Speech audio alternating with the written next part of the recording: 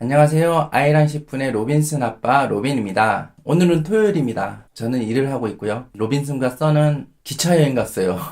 그래서 저 혼자만의 영상을 고민하다가 평소 꼭 한 번쯤은 다뤄봐야겠다고 생각한 내용을 준비했습니다. 아이를 키우다 보면 가끔씩 우리 아이가 빠르거나 느리다고 느끼실 때가 있을 거예요. 하지만 주관적 기준이기 때문에 고민하거나 괜찮겠지 하고 그냥 넘어가게 됩니다. 그러다가 늦게 개입하는 경우도 있고요. 아이 발달 문제는 뇌의 가소성이 좋은 시기가 있어요. 아직 어린 뇌는 찰흙과 같아서 이렇게 주물르면 변형이 되잖아요, 찰흙은. 어른들의 뇌보다는 변형의 가능성이 높다는 연구가 있습니다. 즉, 어릴수록 개입의 여지가 많다는 뜻입니다. 이런 치료적 개입에 대한 결정적인 시기를 놓치지 않기 위해서는 민감하게 발달 이정표를 검토해 봐야 되는데요. 일단 저는 아동심리상담가로 발달센터에서 일을 하는 입장이고, 발달 문제로 오시는 부모님들의 입장과 센터까지 오게 되는 과정을 많이 들을 수가 있었습니다. 그리고 아이들은 발달 현상이 있기 때문에 심리 상담을 하다 보면 발달 문제하고 떼어놓고 생각할 수가 없어요. 그래서 다른 영역의 전문가들이 많이 있지만 이런 내용에 대한 접근성을 고려한 영상들이 많지 않은 것 같습니다. 그래서 오늘 제가 조심스럽게 정보를 공유해 보겠습니다. 일단 첫 번째, 아이 발달 문제를 어떻게 캐치할 수 있는지입니다. 두 번째는 발달 문제가 의심이 될 때는 어떻게 해야 되는지, 세 번째, 국가에서 지원이 되는 비용은 있는지, 이 세 가지에 대한 정보를 제가 아는 선에서 소신껏 알려드리겠습니다. 돌 이전에 반드시 확인해야 될 것은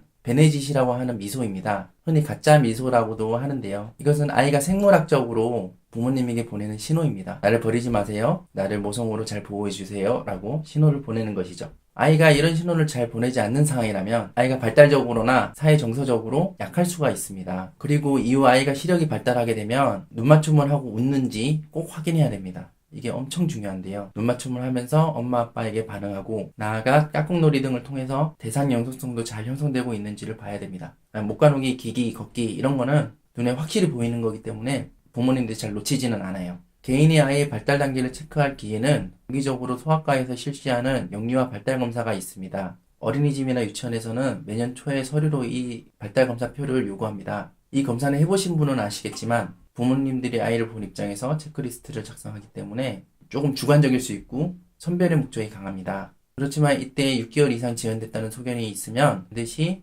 병원이나 발달센터에 방문을 해야만 합니다. 아이에게 발달 문제가 있으면 가장 먼저 보이는 문제가 언어 발달 문제입니다. 말을 적정 기혈수에 맞게 하고 있지 않거나 말이 또래보다 좀 느리다 이렇게 느껴지면 너무 오랫동안 지체하지 마시고 즉시 병원이나 언어치료사를 찾아가셔서 평가를 받으시기 바랍니다. 이유는 아까 말씀드린 개입을 할 수 있는 결정적인 시기가 있어요. 그 시기를 놓치지 않기 위해서입니다. 간혹 주변 어르신들이 나중에 다 하게 된다 그러시면서 걱정하지 말라고 그러세요. 그러다가 개입 시기를 놓치는 경우가 종종 있습니다. 나아질 수도 있겠지만 안 나아질 수도 있는 문제거든요.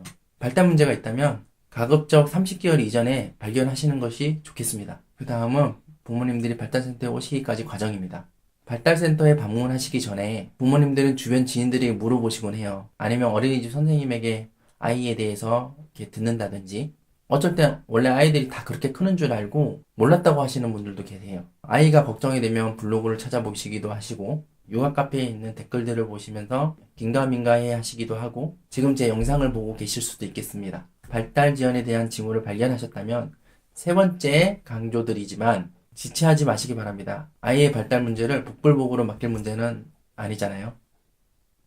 병원을 바로 가기가 부담스러우시다면 일단 아동발달센터를 가셔서 전문가를 한번 만나보시고 그리고 만약에 병원에 가보라는 소견이 있다면 되도록 대학병원에 예약을 하시기 바랍니다. 국내에 있는 아동발달센터는 사설센터들이 많으므로 치료사의 출신과 학교를 잘 살펴보면 좋겠습니다. 매우 유명한 대학교나 학력이 높은 사람 그리고 경력이 많은 사람 이런 사람을 찾아가라는 뜻은 아닙니다. 간혹 검증되지 않은 치료사를 피하시라는 뜻입니다. 다음은 비용 문제입니다. 대부분 치료 개입 방법이 1대1로 진행이 되기 때문에 비용 단가가 꽤 비싼 편입니다. 서울이나 수도권은 6만원에서 한 10만원 정도 하는 것 같고요. 지방 같은 경우에는 4만원에서 한 5만원 정도 예상하시면 되겠습니다. 1회기에 주 1회 기준으로 진행한다 했을 때 20에서 30만원 정도 비용이 들겠고요.